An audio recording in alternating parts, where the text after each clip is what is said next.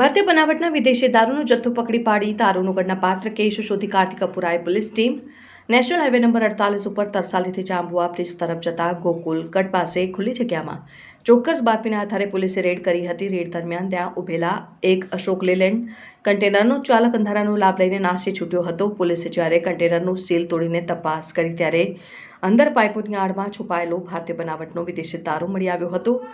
પોલીસે જુદી જુદી બ્રાન્ડની નાની મોટી કુલ 11,628 દારૂની બોટલો જપ્ત કરી છે, જેની કિંમત 20,59,000થી વધુ થાય છે. આ કાર્યવાહીમાં પોલીસે 20,59 લાખનો દારૂ અને 10 લાખની કિંમતનું કન્ટેનર મળીને કુલ 30,59,000થી વધુનો મુદ્દામાલ ઝડપી પાડી આગળની કાયદેસરની કાર્યવાહી હાથ ધરી છે.